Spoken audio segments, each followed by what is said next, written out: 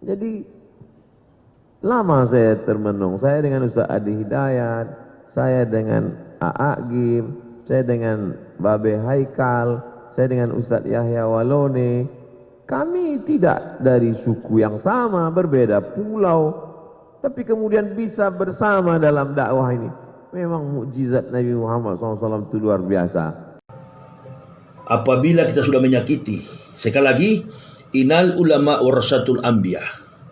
Ulama itu pewaris Nabi. Saya ini pribadi bukan ulama, saya bukan ustadz, saya mengerti sedikit ilmu Islam. Maka saya datang untuk menyampaikan, mengklarifikasi sekaligus meluruskan. Saya tidak yakin kalau Bapak Panglima yang terhormat, Bapak Pangdam Jaya yang terhormat, memusuhi dan membenci Habibana Rizik Syihab. Saya tidak percaya. Yang saya percaya, ada upaya orang lain untuk mengadu domba. Itu yang saya percaya.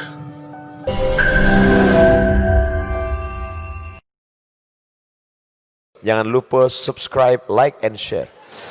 Tapi kemudian ceramah saya itu diupload di internet, diupload di YouTube, dipotong-potong, dimasukkan ke Instagram. Tidak semuanya senang, ada yang benci.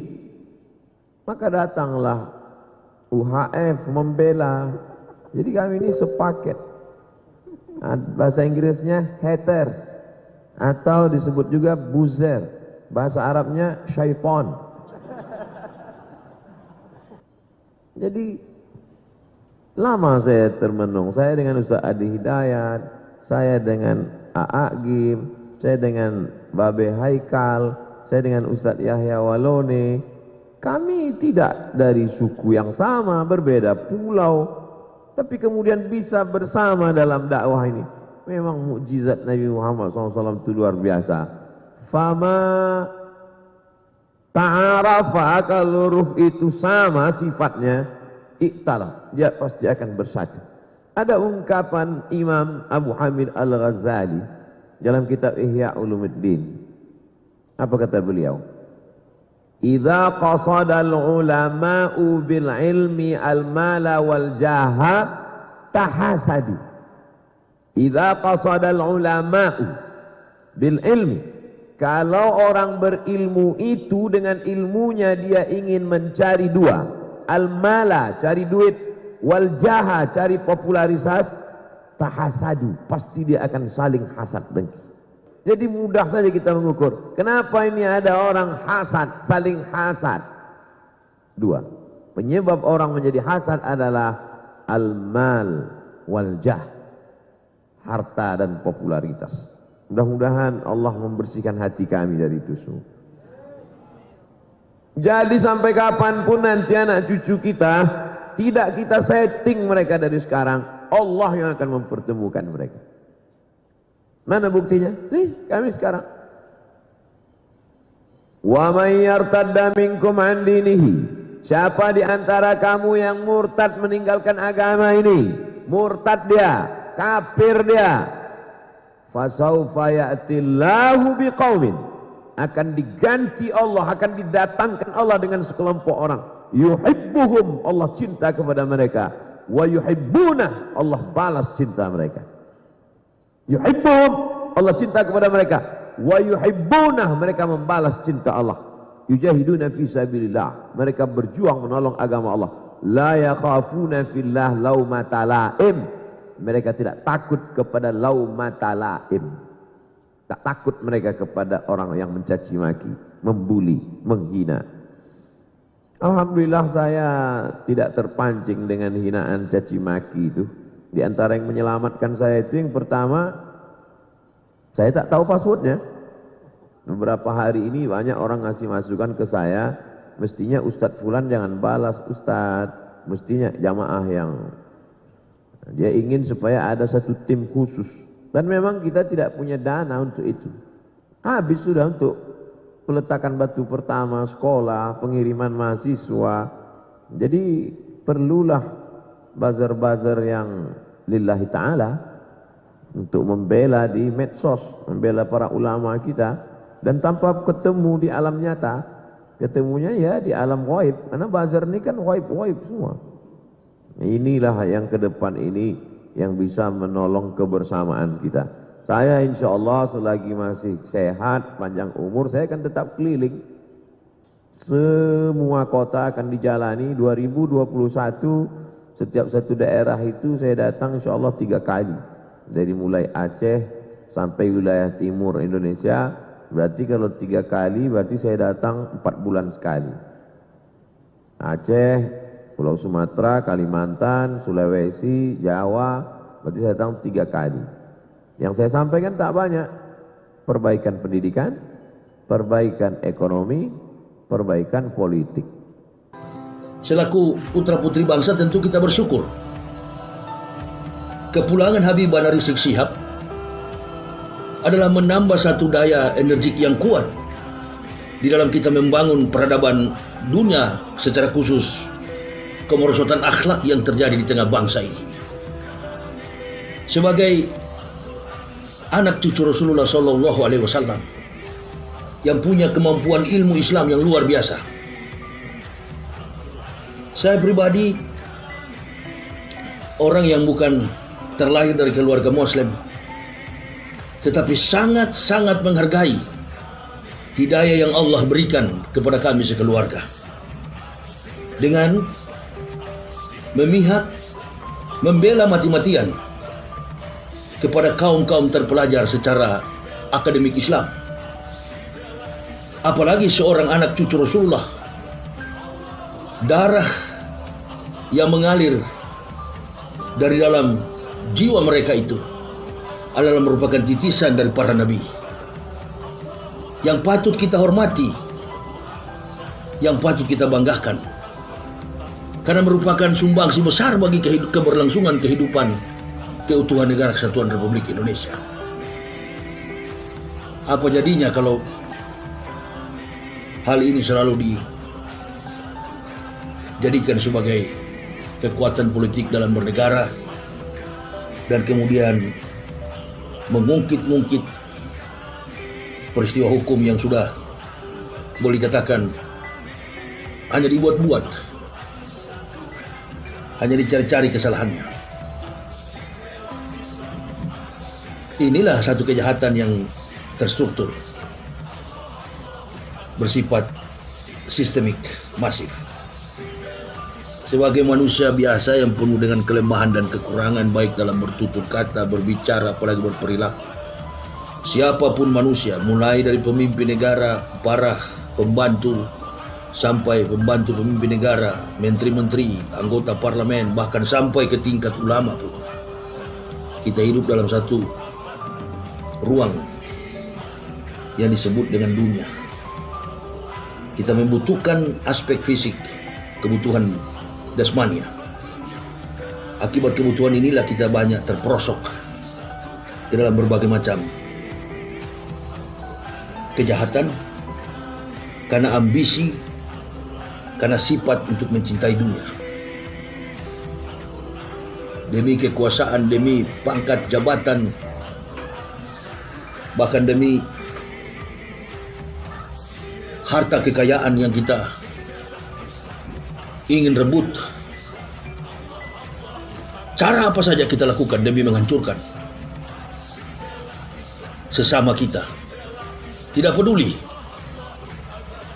Bahkan kita menerabas segala prinsip-prinsip dan norma-norma yang berlaku dalam etika keagamaan kita. Saya orang yang masih hijau dalam berislam ini, tapi apa yang diajarkan Nabi, innamal mu'minuna ikhwah asyidau alal kufar, keraslah kamu dengan orang-orang kafir, sesungguhnya sama-sama muslim itu bersaudara. Menjatuhkan, melemahkan, memenjarakan sama muslim bukanlah sifat orang yang beriman. Kita ketahui bersama bahwa setiap potensi yang ada dalam jiwa kita, bahkan apapun yang kita lakoni dalam setiap spesialisasi dalam bentuk kemampuan intelektual, pangkat, jabatan, kedudukan, apapun di dunia ini, Semua itu kita dapati karena keberkahan dari Allah Subhanahu wa Ta'ala bagi kita yang merasa diri Muslim. Dan saya kira mulai dari presiden sampai kepada panglima, Pangdam, Habibana Rizik Syihab, dan mayoritas komponen bangsa ini beragama Islam. Jangan sampai persaudaraan kita sesama Muslim hanya karena kepentingan duniawi kita melanggar norma-norma dan etika-etika dalam kehidupan pribadi, rumah tangga, bermasyarakat, berbangsa dan bernegara. Ingat baik-baik bahwa kehidupan ini hanyalah titipan dari Allah. Bahasa apapun yang kita pakai, intinya kita tidak selama-lamanya memanggul pangkat, memikul beban dan tanggung jawab. Kehormatan diri kita dimuliakan di dunia. Satu waktu kita akan masuk ke dalam liang kubur. Berhati-hatilah apa yang kita buat terhadap saudara-saudara kita di dunia. Kita akan berhadapan nanti di dalam pengadilan Allah. Apalagi yang kita mencoba untuk hina, mencoba untuk jatuhkan reputasinya, bahkan mengancam, adalah ulama. Innal ulama warasatul anbiya. Ulama itu adalah pewaris daripada Nabi. Menghabisi ulama sekelas Imam Besar Habib Rizik Syihab, apalagi sama saja melukai Rasulullah Sallallahu Alaihi Wasallam. Bagi saudara yang beriman, kita sadar dalam sistem politik di negara kita, mulai dari Presiden Jokowi mempunyai massa pendukung. Walaupun kita hidup dalam satu lingkaran kekuasaan yang bersifat demokrasi, tetapi setiap pemimpin itu pasti ada pendukung. Dan kalau ada pendukung, berarti ada yang tidak mendukung. Pro kontra itu selalu terjadi, merupakan hukum sebab akibat. Antum menjadi seorang pemimpin sudah merupakan sebuah hukum kausalitas. Maka antum bersedialah untuk mendapat pendukung, dan juga sebaliknya. Akan ada pihak oposisi, para oposan yang akan memantau, mengkritisi setiap kebijakan politik yang diambil. Apalagi negara kita, Kesatuan Republik Indonesia ini, segala kebijakan politik, segala kebijakan hukum dalam aspek pergaulan di masyarakat, bahkan dalam etika kepemimpinan, bernapaskan Pancasila. Ruang gerak itulah yang membatasi kita, sehingga mulai dari sifat kemanusiaan kita, etika beragama yang paling di atas, ketuhanan yang Maha Esa, yang melandasi pemikiran kita akan kesadaran hidup dan mati kita nanti. Maka kita, negara Indonesia, dikenal sebagai negara yang bertuhan. Ketuhanan yang Maha Esa merupakan satu keberuntungan yang besar bagi negara ini. Sementara di negara lain tidak bebas. Bisa saya berikan contoh Korea Utara, negara yang tertutup, yang menganut paham komunis. Tetapi kita di Indonesia dengan beragam suku, kaum, bahasa, sampai kepada agama, maka Indonesia dikenal sebagai bangsa yang pluralistik. Untuk melihat jejak langkah pluralisme itu adalah bagaimana dalam kehidupan kebinekaan ini kita jujur di dalam mengamalkan setiap agama kita masing-masing. Mengingat besok kita akan kembali. Bagi orang mukmin, kita disuruh berkasih sayang oleh Allah satu dengan yang lainnya.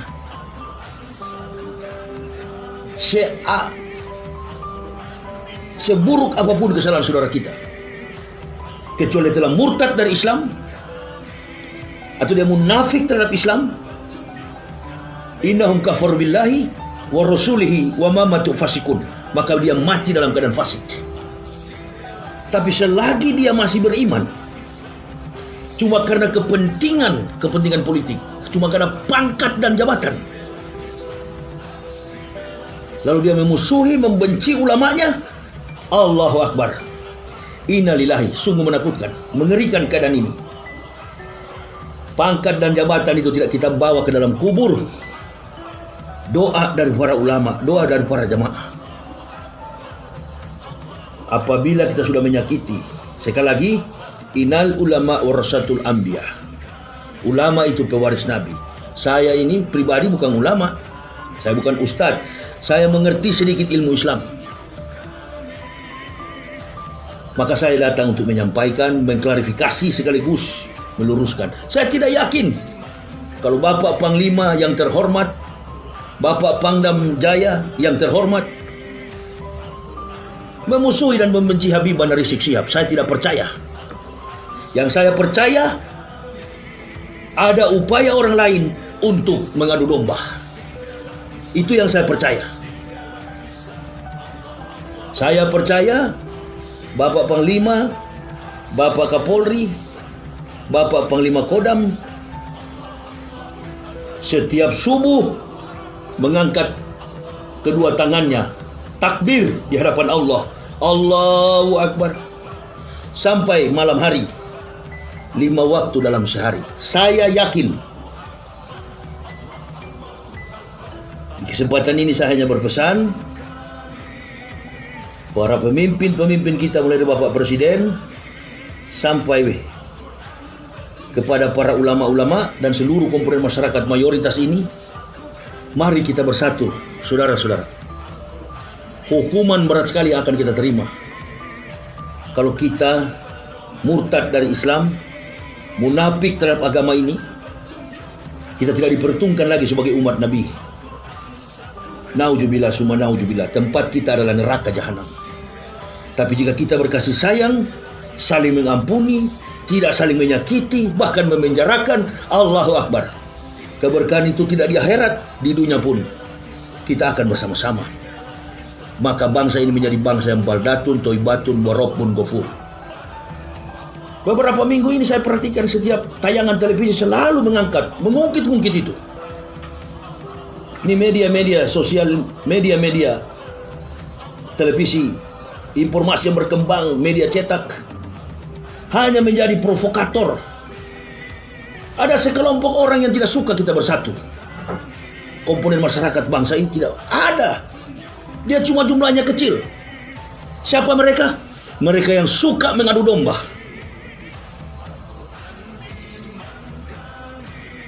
Saya pribadi orang yang tidak pernah ada dalam organisasi Islam manapun. Kepentingan kami masuk Islam adalah tujuan kami surga. Allah memberikan sedikit kemampuan untuk saya bisa berdakwah, saya berdakwah dengan tidak pernah meminta pembelaan makhluk. Ini ustu bi rabbi wa rabbukum. Hanya bergantung atas pertolongan Allah Subhanahu wa taala. Hadza sirati mustaqim. Itulah jalan yang lurus. Karena saya sadar bahwa kehadiran kami di dalam Islam itu atas berkat hidayah dari Allah, rahmatul hidayah. Oleh sebab itu tidak ada kepentingan lain kecuali akhirat. Dengan kondisi seperti ini, saya menyarankan kepada orang-orang yang ada di sekitar Habibie Rizik Syihab, biarkan beliau istirahat untuk mengatur program dakwah selanjutnya. Saya dalam perjalanan ketika beliau tiba, saya, suami, istri, dan anak di perjalanan dari Jambi, kami menuju ke Bakauni, tidak terkejar. Dan saya sudah berpikir, kalau kami tidak bertemu pada waktu itu, berarti kehendak Allah tidak bisa dipaksakan. Mengapa?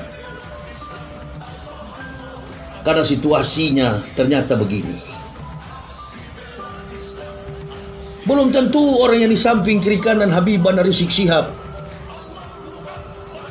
betul-betul sama sejiwa dengan beliau. Belum tentu. Sudah banyak contoh para ulama-ulama termasuk Habib Bahar yang ada di penjara, tidak ada yang membantu. Lari semua. Ada yang berkepentingan politik mendekati Habib, ada yang mencari-cari muka. Kalau Anda betul-betul mencintai Habibie Rizik Syihab, ikuti cara beliau. Saya saja yang baru masuk Islam ikuti cara beliau. Tidak pernah takut dengan siapapun. Hanya takut kepada Allah dan Rasul. Allahu Akbar. Jangankan sekelas Habib Rizik Syihab. Ustaz Somad aja cuma ngomong di telepon, saya menangis tanya Abdul Somad. Hanya telepon melalui jarak jauh, saya menangis saking senangnya.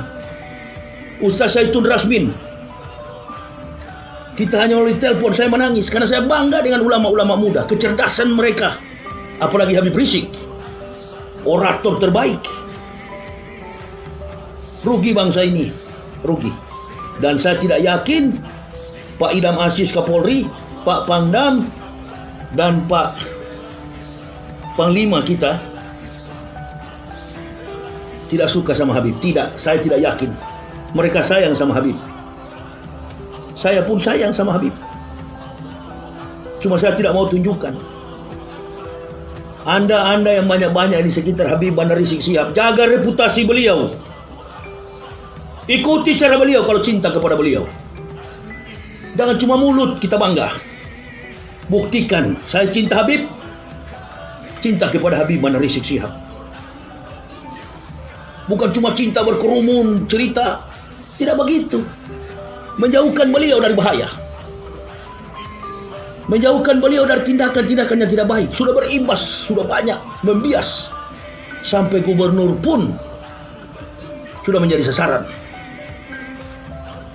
Orang-orang yang membenci Islam, orang-orang yang tidak suka negara Kesatuan Republik Indonesia utuh dan bersatu masyarakatnya, itu yang tidak suka. Bahkan mantan Panglima ABRI, mantan Panglima Angkatan Bersenjata Republik Indonesia, mantan Panglima TNI Jenderal Gatot Nurmantio dikatakan macam-macam dengan kata-kata kasar. Saya tidak bisa mengucapkannya. Di mana akhlak revolusi mental yang diusung oleh Presiden Joko Widodo? Sampai hari ini saya nggak percaya mereka nanti akan pensiun. Joko Widodo ini akan ada waktunya dia turun dari kursi kepresidenan. Daripada bola ini bergulir terus dan keuntungan dimanfaatkan oleh orang-orang tidak bertanggung jawab yang maunya negara ini pecah, baik media-media sosial, media-media televisi swasta. Kalau boleh saya sarankan, bukan dialog, bukan rekonsiliasi, debat secara nasional di depan publik dari segala persoalan yang menyeruak di publik selama ini, baik mulai persoalan Omnibus Law dan lain sebagainya. Utus dari tim Habib Rizik, oposan Demokrat, PKS yang menolak, debat di depan publik. Hanya cara itulah salah satunya untuk membungkam mulut siasat politik para pembenci Islam dan juga orang-orang yang tidak suka negara ini bersatu, alias provokator yang suka bermain di tengah pergolakan politik yang tidak stabil dalam satu negara demokrasi. Percayalah, Bapak Panglima, Bapak Presiden, Bapak Kapolri, Bapak Pangdam beragama Islam. Mereka pasti hormat kepada Habib Bandar Rizik Syihab. Sadarlah bapak-bapak, mudah-mudahan bapak-bapak dipanjangkan umur oleh Allah, diberi kesehatan oleh Allah, dan sampai akhir jabatan bapak-bapak mendapat rahmat dari Allah Subhanahu wa Ta'ala. Amin. Habib Bandar Rizik Syihab adalah seorang panutan kami. Saya pribadi orang yang tidak suka berkumpul-kumpul. Saya pribadi tidak suka dengan banyak teori, banyak basar mulut. Saya mengikuti langkah beliau selama 14 tahun. Semua langkah dakwah saya adalah jejak langkah beliau. Itu bukti mencintai Habib. Tegakkan Islam ini dengan berani tanpa rasa takut. Itu yang dilakukan Habib Bandar Rizik Syihab.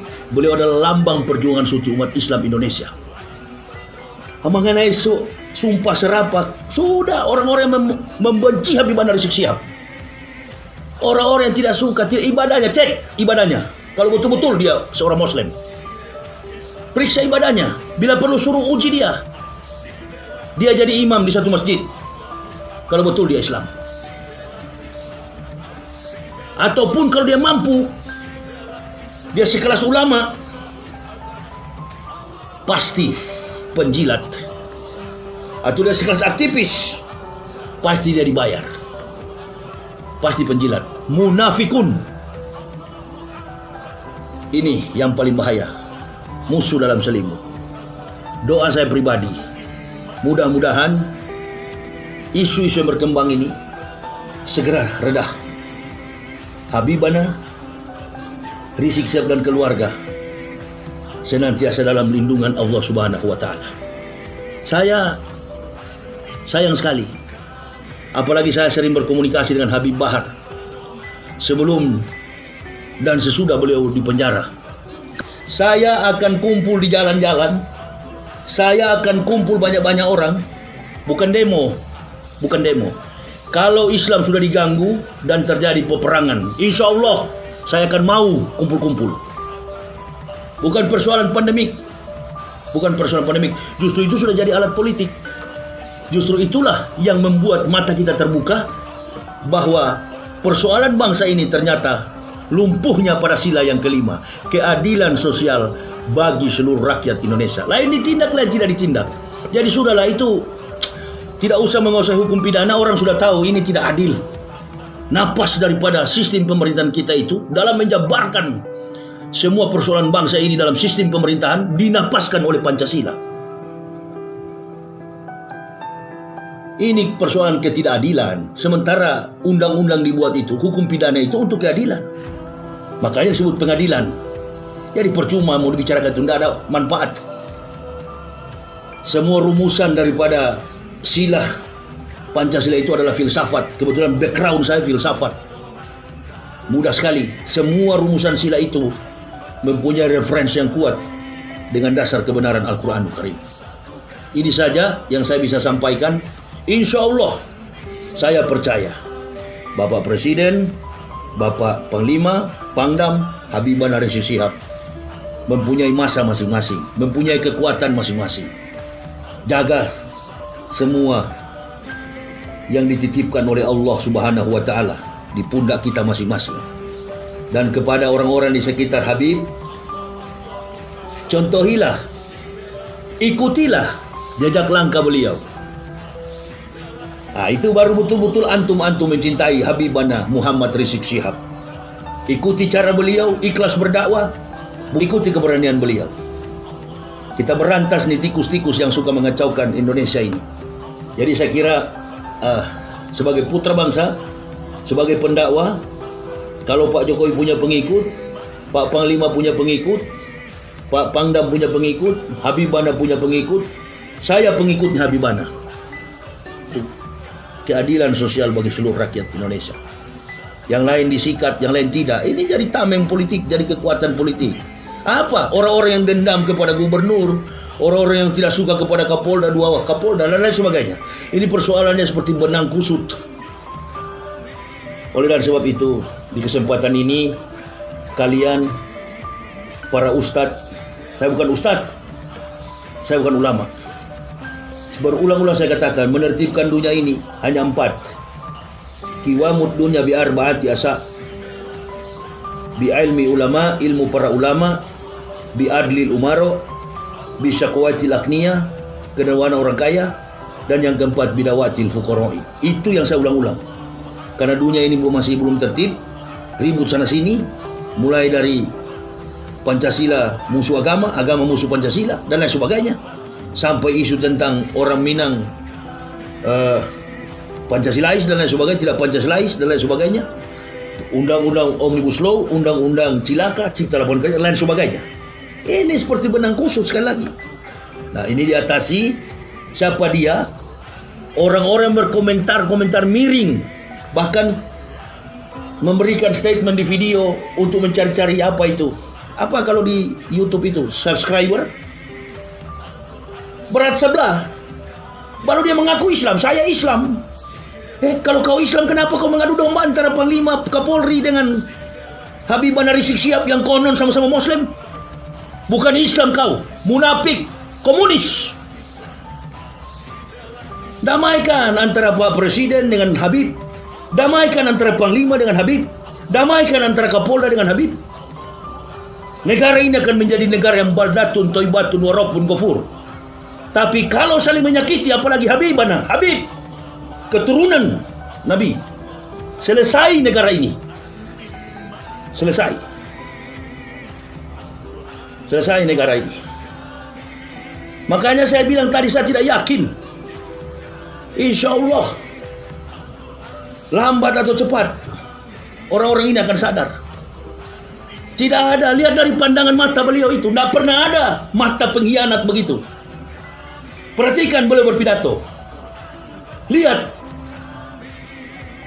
mana ada orang siang malam dengan jubah, dengan gamis, berikhram setiap hari, lalu melakukan perbuatan-perbuatan maksiat melawan pemerintah. Itu nggak masuk akal. Ada yang tidak senang. Kekuatan bangsa ini bergantung pada ilmu para ulama. Kalau kita sama-sama cinta kepada NKRI, kita cinta kepada negara ini, bersatu bukan bercerai. Jangan dengar pihak lain atau ada yang ada dalam negara kita untuk menghancurkan ini. Jangan dengar. Saya sekali lagi mengatakan kepada ibu bapak, saudara-saudaraku dimanapun berada, tentara itu menunggal dengan rakyat. Kekuatan kita saat ini adalah bersatu, berdoa. Kami ini, saya pribadi, 14 tahun saya Muslim, berkeliling Indonesia, berdakwah. Kematian itulah yang saya cari lebih cepat. Al-mu'minuna la ya'mutuna bal yunqalun. Orang mukmin tidak pernah mati, tapi pulang kampung. Apalagi sekelas Habibana dan lain sebagainya, ustadz-ustadz yang pintar-pintar. Ini saya pesan. Sekali lagi kepada pengikut, pencinta Habib Bahar Rizik Syihab, biarkan beliau beristirahat.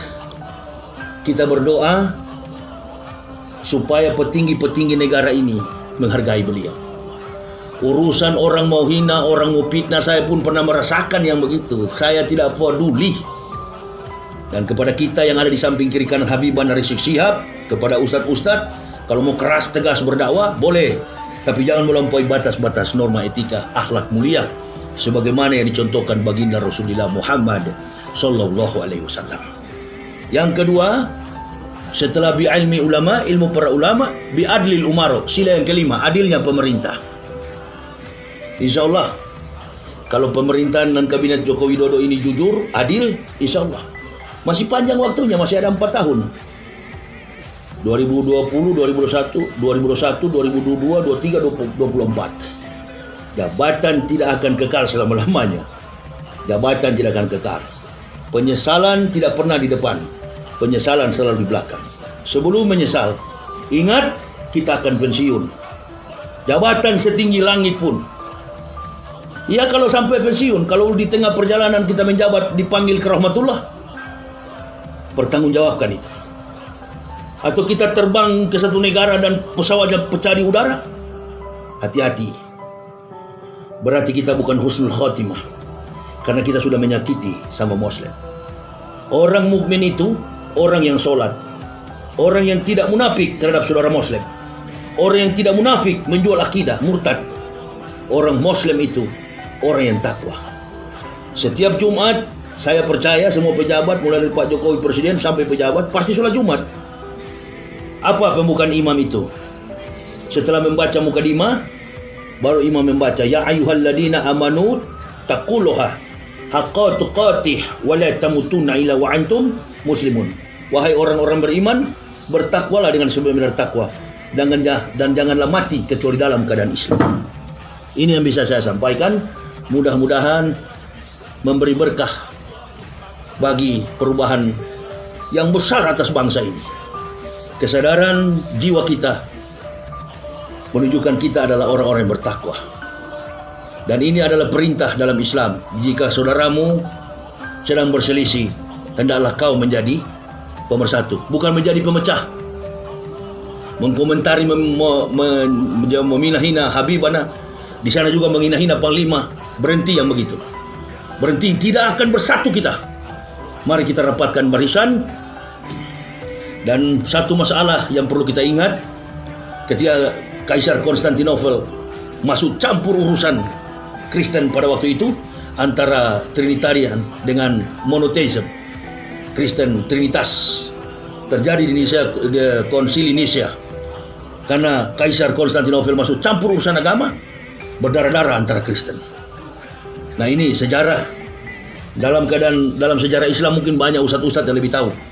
Saya tidak usah terlalu masuk ke situ. Intinya, jaga persatuan negara kesatuan Republik Indonesia. Persoalan teologis tentang urusan kafir, urusan musyrik, urusan segala macam bidah, itu urusan internal agama. Tapi yang paling bahaya ini adalah urusan sekelompok kecil makhluk yang berdiam di dalam negara kita ini, yang tidak suka antara ulama, antara para pejabat bersatu. Inilah keberkahan bagi kita, negara yang kaya raya, negara yang diberkahi Allah. Sampai 7 turunan tidak akan pernah menyamai harta yang ada di negara yang terkandung di negara kesatuan Republik Indonesia. Negara satu-satunya terkaya di dunia, bukan Amerika, Indonesia.